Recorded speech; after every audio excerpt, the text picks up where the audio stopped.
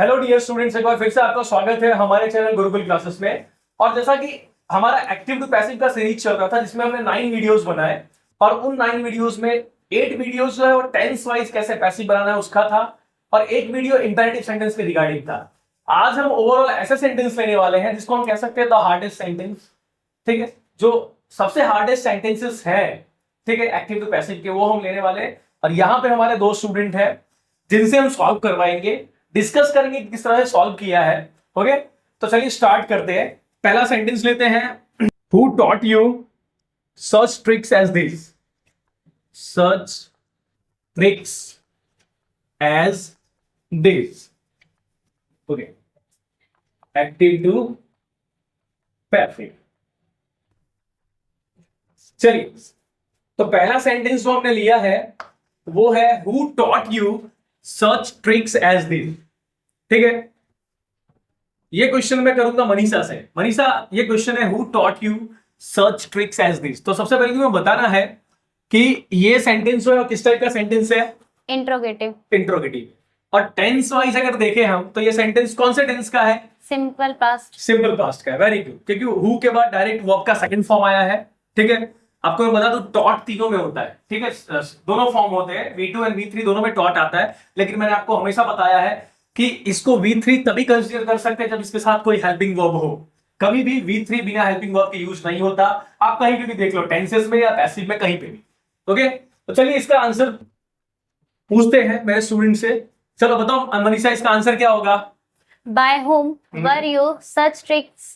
By whom were you taught? चलो थोड़ा मैं एक्सप्लेन करता हूं, फिर तुम आंसर देना। अब ये WHO जो है वो WH फैमिली वर्ड है, हु जो है वो WH फैमिली वर्ड है, टॉट आपका V2 है, यू जो है वो आपका ऑब्जेक्ट है। ठीक है, ये क्या है? ऑब्जेक्ट है, सब्जेक्ट नहीं है। हमेशा मैंने हर वीडियो में, एक्टिव पैसिव के हर वीडियो में हु वाले सेंटेंस बनाए थे और सब में सब्जेक्ट गायब था। तो आप देखिए यहाँ पे WH फैमिली वर्ड पहले आ गया, फिर आपका सब्जेक्ट वर्ब आ गया और ये आपका ऑब्जेक्ट है। ठीक है, और आप इसको एक्स्ट्रा वर्ड कन्वर्ट कंसीडर कीजिए। ठीक है, सेंटेंस के। ओके, तो अब करो मनीषा, अब हो जाएगा।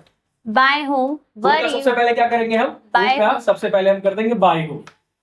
ठीक है, उसके बाद अकॉर्डिंग टू रूल, देखो ये सिंपल पास्ट का इंट्रोगेटिव सेंटेंस है, तो सिंपल पास्ट का इंट्रोगेटिव रूल हम लिख देंगे, इंट्रोगेटिव पैसिव रूल। तो सिंपल पास्ट का इंट्रोगेटिव पैसिव रूल क्या है? was were plus object plus V2 V3 plus by plus subject. Okay, plus question mark. तो कुछ नहीं करना है, ये जो रूल है आपके दिमाग में होना चाहिए। चलो मनीषा, अब आंसर बोलो। बाय हुम के बाद क्या लगाने वाले हो आप? वर क्यों लगाओगे? क्योंकि यू के साथ हम वर का यूज करते हैं। तो according to rule was were में से हमें एक सिलेक्ट करना है। वर हम इसलिए सिलेक्ट कर रहे हैं क्योंकि यू के अकॉर्डिंग हमें यूज करना है। क्योंकि रूल क्या है, हु का बाय हुम हो गया, उसके बाद वॉज वर में से एक आएगा, वो किस पे डिपेंड करेगा? ऑब्जेक्ट के ऊपर, सब्जेक्ट के ऊपर नहीं। ठीक है, तो क्या आ जाएगा? By whom were you taught।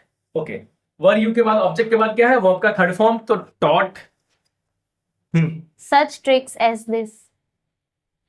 such tricks as this।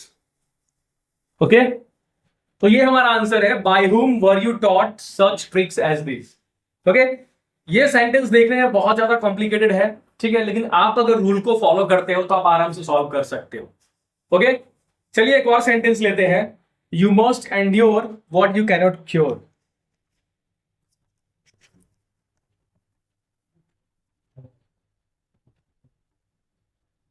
Okay, चलिए एक और सेंटेंस लिया हमने, सेकंड सेंटेंस हमारा, you must endure what you cannot cure. You must endure what you cannot cure. ठीक है, चलो मनीष, तुम्हें इसका आंसर देना है। What you can। सबसे पहले देखो, जब भी आप एक्टिव पैसिव करते हो तो सबसे पहले आपको सब्जेक्ट वर्ब ऑब्जेक्ट ये सब डिसाइड कर लेना है। ठीक है, सब्जेक्ट क्या है आपका? यू, ये आपका सब्जेक्ट है। मोस्ट जो है वो मॉड्यूलर वर्ब है, जैसे हेल्पिंग वर्ब होता है ना, वैसे ही ये क्या है? मॉड्यूलर वर्ब है। ठीक है, मॉडल्स में यूज होने वाला वर्ब है। एंड्योर क्या है आपका? वर्ब है। वर्ब का कौन सा फॉर्म? First form. ठीक है, एंड यहाँ पे ऑब्जेक्ट आपका क्या है? What you cannot tell। What you cannot cure। कभी कभी इतना लेंदी ऑब्जेक्ट लेना होता है तो ये आपका ऑब्जेक्ट है। जब एक बार आपका ये क्लियर हो गया ना, you must endure what you can not cure, तो अगर आपका ऑब्जेक्ट क्लियर हो गया, ये चार चीज क्लियर हो गए, subject, helping verb, verb object, ये सब्जेक्ट वर्ब ऑब्जेक्ट, ये तीन चीजें क्लियर हो गई, तो मैंने आपको हमेशा कहा है कि आप आराम से किसी भी सेंटेंस को पैसिव में कन्वर्ट कर सकते हैं। ठीक है। और एक और चीज मैं आपको बता दूं कि ये must, might, may, can, could, shall, should, ठीक है, इन सब में क्या करना है, इन सब को जो पैसिव में कन्वर्ट करते हो तो बी लगाना है। ठीक है, ये रूल होता है, बी लगाना है सब में कंपल्सरी। चलो स्टार्ट करो। What you cannot cure okay, सबसे पहले हम ऑब्जेक्ट लिखेंगे, तो what you can not cure, cure, must be very good, must B,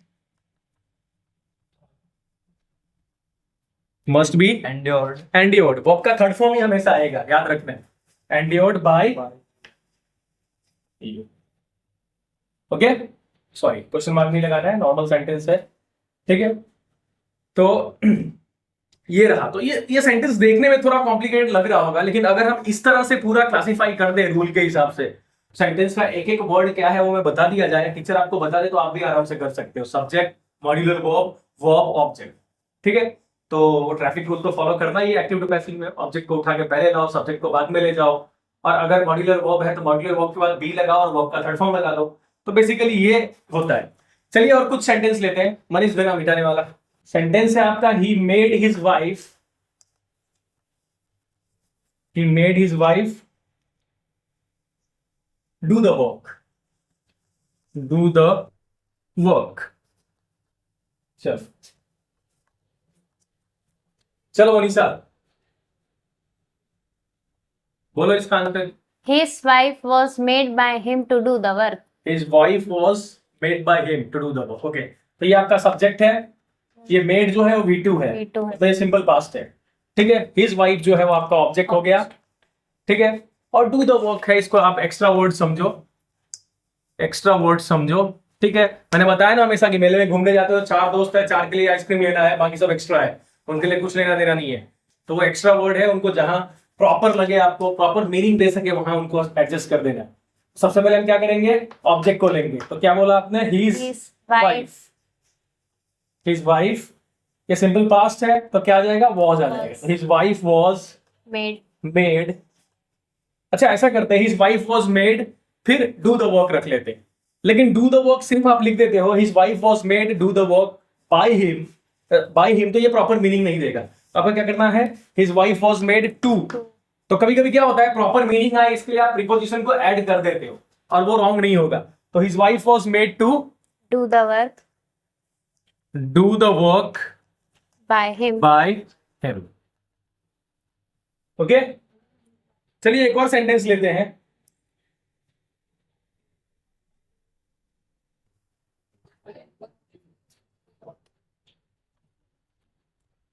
Alas, we shall hear his voice no more. Alas, we shall hear his voice no more। इस तरह का sentence अगर बच्चा देखता है, बच्चे देखते हैं इस तरह का सेंटेंस, सबसे पहले कंफ्यूज हो जाते हैं, भाई ये एक्टिव पैसिव है कि डायरेक्ट इनडायरेक्ट है, क्योंकि ये सब sentence direct indirect mostly use किया जाता है। ठीक है, तो बच्चे कंफ्यूज हो जाते हैं। ठीक है, लेकिन मैंने अपने बच्चों को बताया है कि किस तरह से इस सेंटेंस को पैसिव में कन्वर्ट करना है। तो एलास जहां पे है उसको छोड़ो। ठीक है, सब्जेक्ट क्या है आपका, वी आपका सब्जेक्ट है, सेल जो है वो Helping आपका verb. हेल्पिंग वर्ब है, हियर जो है वो आपका Verb वर्ब है। है, एंड हिज वॉइस जो है वो आपका ऑब्जेक्ट है। नो मोर को आप कहाँ एडजस्ट करते हो वो आपके ऊपर डिपेंड करता है, क्योंकि प्रॉपर मीनिंग आए उस तरह से उस वर्ड को प्लेस करना है। ठीक है, चलो एलास जहां पे है वहीं पे रहने देते हैं। Okay Yes, sir. Okay, we shall hear his voice no more, इसका बताओ। His voice shall be heard by. Okay, थोड़ा थोड़ा थोड़ा क्या हो रहा है आपका, बी को कहाँ एडजस्ट करोगे, बी लगाना पड़ेगा ना, Yes. क्योंकि ये सेंटेंस जो है we shall hear his voice no more. ठीक है, तो अगर इसको आप मॉडल के तौर पे लेते हो, मॉड्यूलर वर्ब के तौर पे लेते हो, तो भी लगाना पड़ेगा, और अगर आप इसको सिंपल फ्यूचर के तौर पे लेते हो, सिंपल फ्यूचर के रूल में भी बी का यूज होता है। ठीक है, तो चलो बताओ। His voice okay, alas his voice shall be shall be no more की shall no more be, shall no more be. ठीक है, alas his voice shall no more be heard by by us. us. ऐसा ही रखते, alas his voice shall be no more heard by us। ठीक है, तो एक काम करते हैं, जब भी हम सेंटेंस को में नॉट वगैरह का यूज करते हैं ना, तो हम शैल और बी के बीच में यूज करते हैं। ठीक है, तो इसलिए हम नो मोर को भी कहां पे यूज करने वाले हैं, शैल और बी के बीच में। तो क्या आएगा, alas his voice shall No more be. no more be be here का क्या हो जाएगा, heard heard by us. us। Okay, तो भले ये सेंटेंस आपको दिखने में लग रहा था एक्सक्लेमेटरी सेंटेंस, जो कि है, लेकिन इसका पैसिव हो सकता है, इस तरह से हम कर सकते हैं। ठीक है, चलिए एक और क्वेश्चन लेते हैं। चलिए एक लेंथी सेंटेंस लेते हैं। मैंने बोला ना कि लेंथी सेंटेंस में कुछ करना चाहिए जो आपको ज्यादा कंफ्यूज ना करे। मनीष मिटाने वाला देना, कपड़े देना। चलिए क्वेश्चन इस तरह से है, they laughed at his warnings, they laughed at his warnings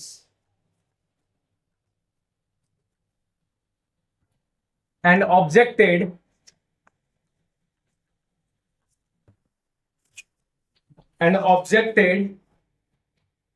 to all his proposals।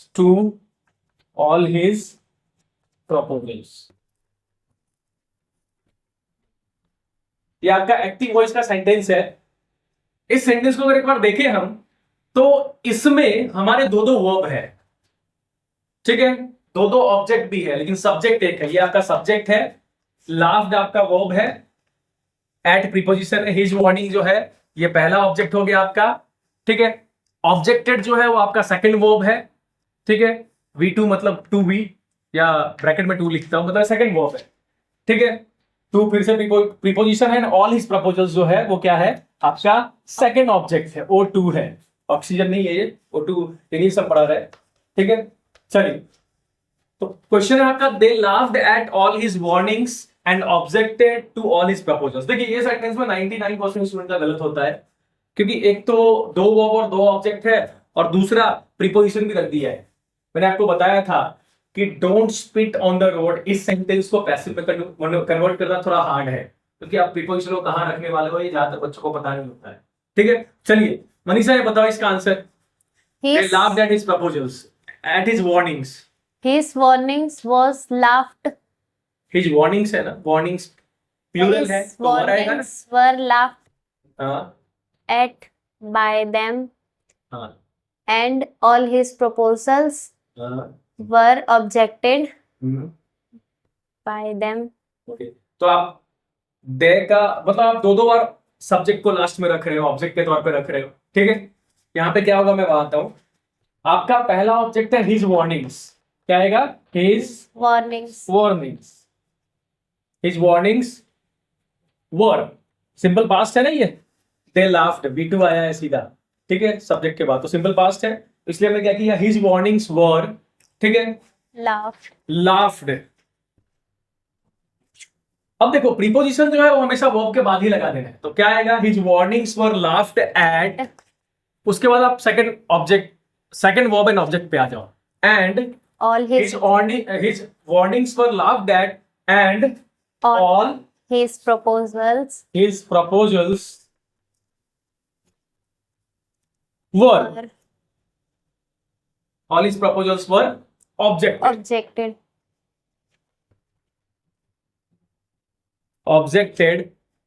फिर लास्ट में लगाना है by them।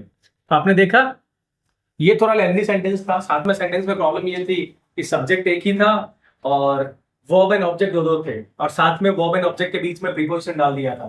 ठीक है, तो इसको थोड़ा सॉल्व करना मुश्किल होता है, क्योंकि आप प्रीपोजिशन को भी अगर इधर उधर रखते हो तो सेंटेंस आपका गलत हो सकता है, शायद ऑब्जेक्टेड टू। ठीक है, तो हिज ऑल, तो टू यहाँ पे लगा दो, all his proposals were objected to by them.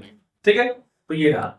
तो इस तरह के भी हार्ड सेंटेंस में आपको घबराने की जरूरत नहीं है, आप आराम से, अगर आपने, देखिए सबसे इंपॉर्टेंट होता है प्रैक्टिस करना, अगर आपने प्रैक्टिस किया है तो आप आराम से सॉल्व कर सकते हो। ओके, चलो अभी दूसरा बुक लाओ, दूसरे बुक में भी एक दो क्वेश्चन है, फटाफट दे दो, वो भी क्वेश्चंस कर लेते हैं, कुछ छूटना नहीं चाहिए। मैंने अपने वीडियो में बोला था कि हम कुछ छोड़ने वाले नहीं है। चलो क्वेश्चन है, we need to focus on our infrastructure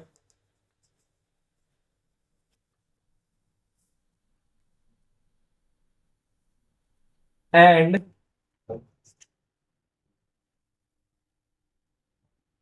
its weakness. चलिए, we need to focus on our infrastructure and its weakness.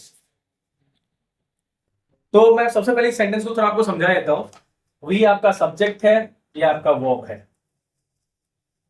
To focus on our infrastructure and its weakness, ठीक है। इसको आप इतने बड़े सेंटेंस को आप ऑब्जेक्ट के तौर पर नहीं ले सकते, ठीक है। तो यहां पे आपका ऑब्जेक्ट जो है हिडन है। क्या है? हिडन है। इट है आपका ऑब्जेक्ट। एक्चुअल में आपका ऑब्जेक्ट जो है, ठीक है, इट है। तो आपको क्या करना है, जब आप पैसिव में कन्वर्ट करोगे तो इट से स्टार्ट करना है। तो क्या लिखना है यहाँ पे? It is needed by us to focus on our infrastructure and its weakness. our infrastructure and its weakness. Okay, तो इस तरह के भी सेंटेंस आ सकते हैं जहां पे ऑब्जेक्ट जो है वो हिडन होगा, ठीक है। तो वो आपको समझना है। ये सब कैसे आएगा, मैं बार बार बोलता हूँ, ये सब प्रैक्टिस से आएगा। प्रैक्टिस करोगे हो जाएगा, ठीक है। प्रैक्टिस नहीं करोगे कुछ नहीं होगा। हाँ, एक और सेंटेंस लेते हैं।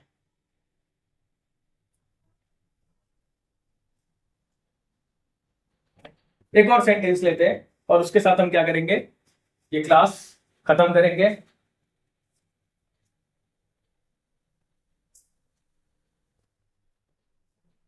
क्वेश्चन आपका, इट इज टाइम